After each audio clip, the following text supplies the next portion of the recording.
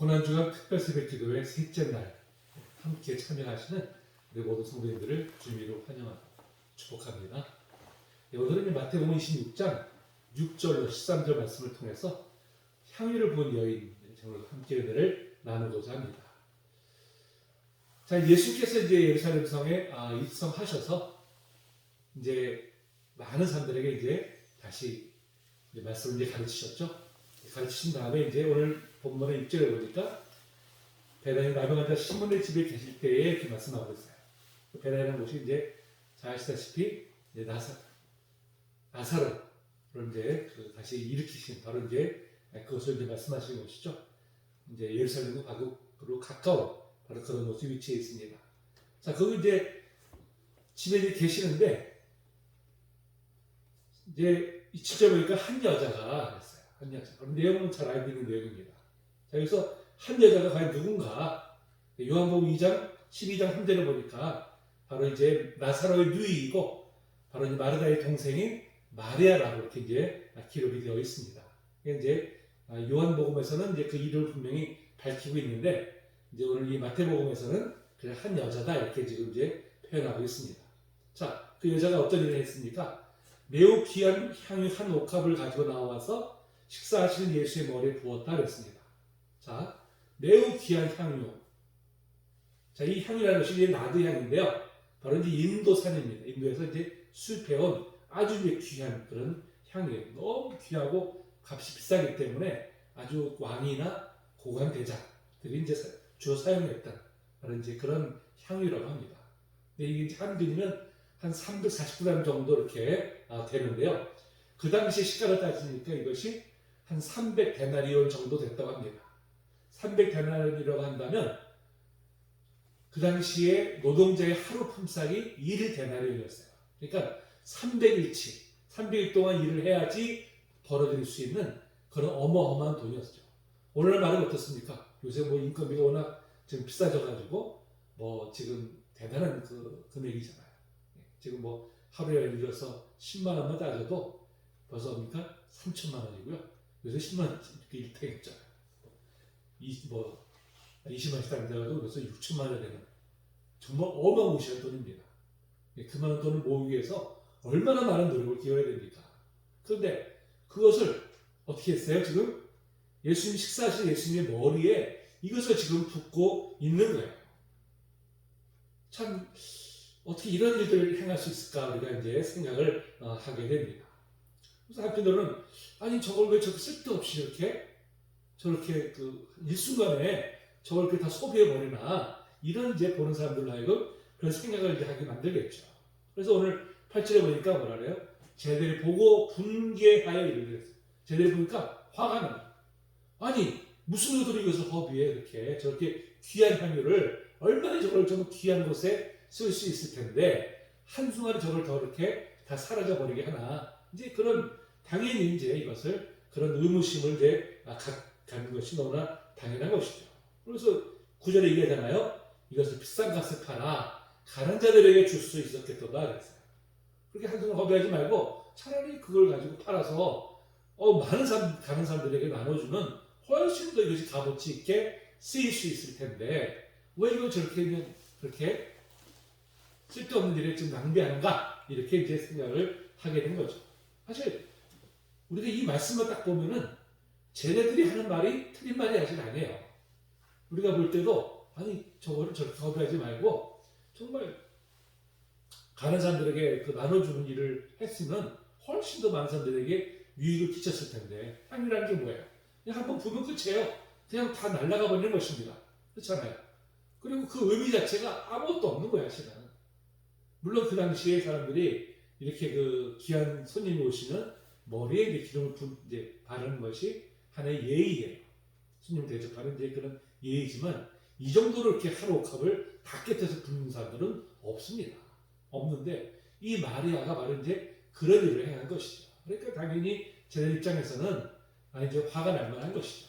쓸데없는 일을 한다 이렇게 이제 생각할 수 있는 여지가 있죠. 자, 그런데 요한복음에서는 뭐라고 표현합니까? 요한복음에서는 똑같은 이 사건을 가리켜서 가룟 유다가 이렇게 얘기했죠. 어째 300데나리온을 팔아 가난에게 주지 아니했느냐 이렇게 얘기를 했는데 이렇게 말하면 가난한 자를 생각함이 아니요 그는 도둑이라 돈깨를 맞고 거기 넣는 것을 훔쳐 가밀어라. 요한 이 저자는 그 유다의 그 속마음을 이제 꿰뚫어보고 있었던 것이죠. 꿰뚫어봤기 때문에 말을 이제 그가 겉으로 말은 이제 이렇게 이걸 가난한 자에게 줬으면 더 좋았을 텐데 하지만 속내로는 자기가 지금 그 돈을 팔면은 가난한 자에게 나눠주는 것이 아니라 그 중에서 일부를 자기가 이제 자기 치부를 하려고 이제 그런 그 속마음을 갖고 있었다는 것을 이제 그렇게 표현하고 있습니다.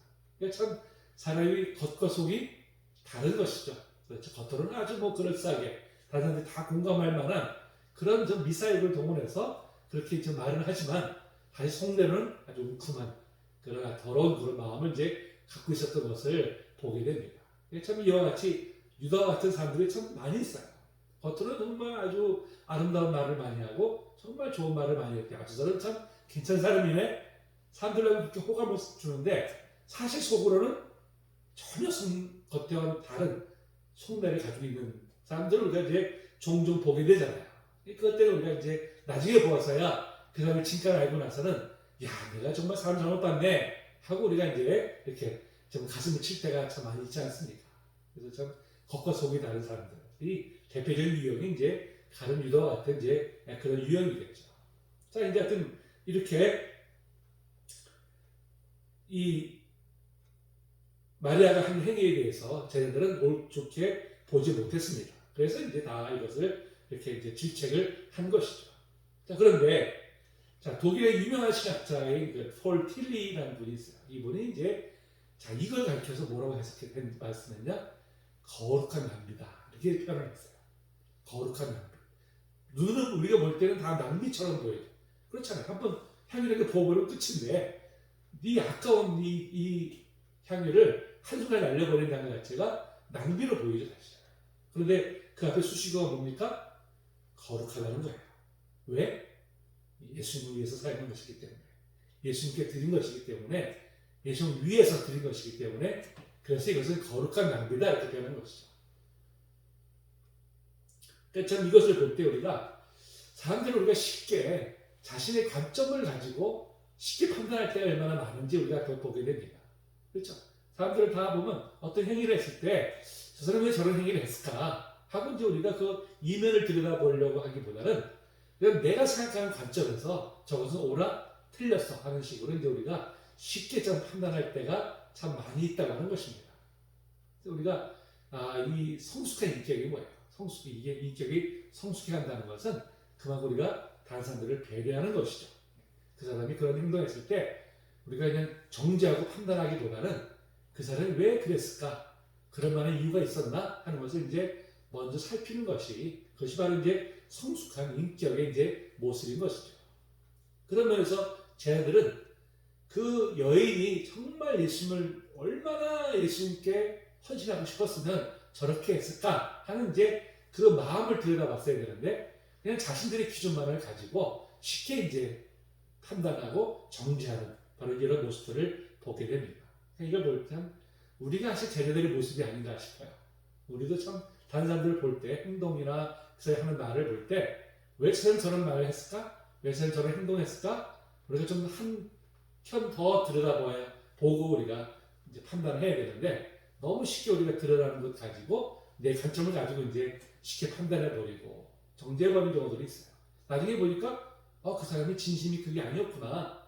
내가 몰랐던 부분이 있었구나 하는 것을 우리가 이제 깨닫게 되면 우리가 좀 이제 부끄러운 이제 그런 생각을 할 때가 있습니다. 바로 이제 그것을 또한 오늘 이 사건을 통해서 우리에게 이제 보여주고 계시죠.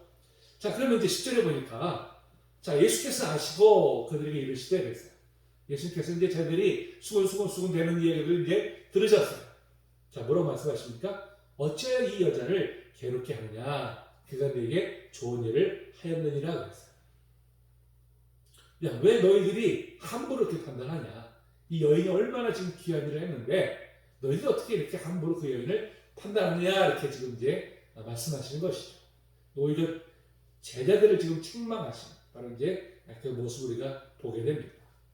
참 이 여인의 이 모습은 우리가 생각해도 참 대단한 모습 아닙니까?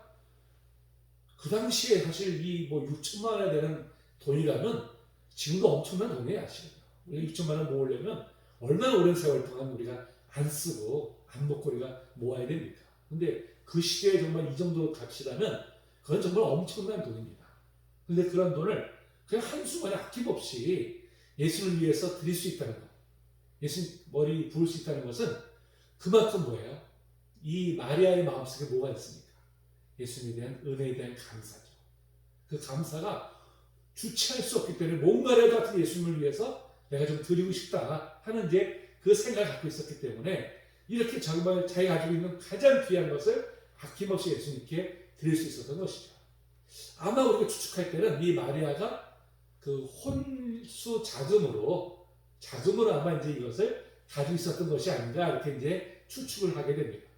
그 당시에는 여자들은 결혼할 때 지창금이라는 것이 있었어요. 지창금. 그러니까 신랑 측에 지창금을 지급하고서 이제 시집을 가는 이제 이런 이제 풍토도 있었습니다. 이제 그때 사용하려고 했던 건데 이걸 그냥 한순간에 지금 그냥 써버린 거예요. 왜 그랬을까? 무엇 때문에? 예수님으로부터 받은 은혜가 너무나 크기 때문에, 너무 감사하기 때문에 아낌없이 쓸 수 있었던 것이죠. 이 귀한 예수님께 뭔가를 해드리고 싶은데 자기가 가장 귀하게 아꼈던 바로 이것을 이제 아낌없이 드리고 있는 바로 이제 그런 모습을 이제 보게 되죠. 그러니까 이 모습 하나만으로도 이 여인은 칭찬받아 마땅한 여인이죠. 칭찬받았어. 그러면 우리가 이 마리아가 어떤 은혜를 받았습니까? 자기 오빠가 죽었잖아요. 죽었는데 어떻게 했어요? 다시 살아났어요.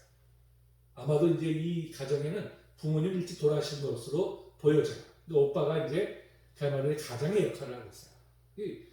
이 가장이 되는 오빠가 만약에 이제 그냥 죽어 세상을 떠난다고 한다면 딸랑 이제 이 자매만 남는 게겠죠. 얼마나 두렵겠어요. 얼마나 좀 외롭겠습니까? 그런데 상상도 할 수 없는 일이 벌어졌잖아요. 예수님께서 이들을 나사로를 살려주셨잖아요. 그 은혜가 얼마나 놀라운지, 얼마나 감격스러운지. 그러니까 어떻게 해요? 자기가 가지고 있는 가장 귀한 것도 그냥 아낌없이 예수님을 위해서 드린 것이죠. 여러분 우리가 은혜를 아는 사람은 어떻습니까? 자기가 가장 귀한 것을 아낌없이 우리가 주님 앞에 드릴 수 있는 거잖아요. 그렇죠? 우리가 무슨 물질을 드리는 게 그것이 꼭 믿음의 척도는 아닙니다. 척도는 아니지만 우리가 받은 은혜를 감사한 표현이 무엇으로 주로 나타납니까? 물질로 나타나잖아요. 그렇죠? 물질로서. 그 물질이라는 것이 꼭 많아야만이 아닙니다. 주님은 과부의 두렵돈을 칭찬하셨잖아요. 정말 너무나 작은 돈이지만 정성을 다해서 드렸잖아요. 너무 은혜 감사하기 때문에 최선을 다해서 드리는 그것을 주님께서 이제 기뻐 받으시는 것입니다. 그것을 이제 칭찬하시는 거예요. 우리가 금액이 뭐 많고 적고가 문제가 아니라 정말 우리가 얼마나 그 은혜 받은 은혜 감사해서 정성을 다해서 주님 앞에 드리는지 그것을 주님께서 이제 기뻐 받으실 줄로 믿습니다. 바로 주님께서 이제 그것을 일단 먼저 칭찬하고 계시고요. 자, 그러면서 11절에 말씀하죠. 가난한 자들은 항상 너희와 함께 있거니와 나는 항상 함께 있지 아니하냐 그랬어요. 그렇죠? 자, 가난한 자들 돕는 것은 너무나 당연한 것입니다. 그래서 하나님께서 가장 원하시는 모습이고요. 우리가 마땅히 행해야 될 모습입니다. 근데 뭐라고 말씀하세요? 항상 너희와 함께 있거냐 그랬어요. 그러니까 가난한 자를 돕는 것은 너희들이 앞으로도 얼마든지 할 수 있는 일이다. 그런데 뭐라고 했어요? 나는 항상 함께 있지 않느니라. 내가 너희들과 함께 있는 것은 바로 지금 요 짧은 시간, 이제는 얼마 남지 않은 바로 이 시간뿐이다. 이 시간뿐이기 때문에 나를 위해서 이 여인이 최선을 다해서 나를 지금 위해서 행하는 일에 대해서 너희들은 지금 그것을 가지고 왜 가족을 돕지 않느냐고 그렇게 너희들은 이제 이야기할 이유가 아니라는 것이죠. 그렇죠? 여러분 모든 것이 다 때가 있는 법이잖아요. 때가 무엇이든지 다 때가 있는 법입니다. 그 때가 지나가 버리면 하고 싶어도 못해요. 우리가 주님을 위해서 헌신하는 것도 때가 있는 법입니다. 우리가 더욱더 건강이 있고 우리가 또 있는 동안에 우리가 주님 앞에 헌신할 수 있는 것이죠. 이것이 항상 우리에게 보장되어 있는 것은 결코 아니라고 하는 것입니다. 그때가 언제예요? 지금이잖아요. 그렇죠? 지금 우리에게 주어진 바로 이 시간이 우리가 주님 위해서 헌신할 수 있는 최고의 시간입니다. 최고의 때죠. 우리가 이때 우리가 주님 앞에 온전히 우리가 헌신해야 될 줄로 믿습니다. 자, 그런데 예수님께서는 12절을 보니까 바로 이 여인이 행한 일에 대해서 너무나 큰 의미를 부여하고 계세요. 12절에 뭐라고 말씀하고 있어요? 이 여자가 내 몸에 이 향유를 부은 것은 내 장례를 위하여 함이니라 했습니다. 장례를 위하여 함이니라. 자, 이 유대인의 그 장례 풍습이 뭐예요? 장례 풍습은 시신에다가 향유를 바르는 거예요. 향유를 바르고 거기다 생각보다 싸서 이제 안치를 하는 것이 유대인의 장례 풍습입니다. 근데 아시다시피 예수님께서는 십자가에 달려서 돌아가셨어요. 그 6월절 전에 그냥 부랴부랴 내려가지고 그냥 그 매장을 이제 해야 되기 때문에 향유를 제대로 바를 수도 없었어요. 그래서 어떻게 했습니까? 여인들이 안식일 지나고 난 다음에 무덤에 가서 이제 늦게라도 향유를 발라드리기 위해서 여인들이 새벽 일찍 떠나잖아요. 이것을 뭘 말하는 것입니까? 바로 예수님의 시신이 향유를 제대로 바르지 못한 채 그 안치되었음을 이제 우리에게 보여주고 있는 것이죠. 그러니까 예수님은 자신이 아셨어요. 자신이 이 향유를 자신의 바를 그럴 만한 시간이 여유가 없을 것이라는 것을 아셨어요. 그러니까 지금 이 여인이 이 지금 향유를 붓는 것은 미리 부은 것이다 하는 것을 이제 말씀하고 있는 것이죠. 여인은 사실 그런 마음으로 드린 것은 아니잖아요. 여인은 사실 그냥 예수님이 너무 은혜 감사해서 뭐라도 좀 드리고 싶은데 자신이 가장 아끼는 것을 드리는 것이 마땅하다 싶어서 그것을 이제 예수님 앞에 이렇게 이제 머리에 이제 부은 것인데 예수님은 그 행위에 대해서 의미를 부여하고 계신 것이죠. 그때는 우리가 주님을 위해서 하는 일이 우리는 사실 그 의미를 잘 알지 못할 때가 있어요. 명확하게 알지 못할 때가 있는데 왜 주님께서 나를 이렇게 인도하시지? 우리가 생각할 때가 있잖아요. 그런데 거기에는 주님의 그 놀라우신 뜻이 담겨져 있다는 것을 우리가 이제 종종 우리가 느끼게 되고 경험하게 되잖아요. 바로 이제 그것을 지금 이제 말씀하고 있는 것입니다. 특별히 이제 우리가 이제 여기서 생각할 것이 뭐냐면 당시 유대인들에게 있어서 이 장례를 지내는 것, 장례를 지내는 것은요 가장 큰 덕목으로 봤어요. 심지어 가난한 자를 돕는 것보다 더 큰 덕목으로 이 장례를 지내는 것은 그런 가치를 이제 부여를 했었어요.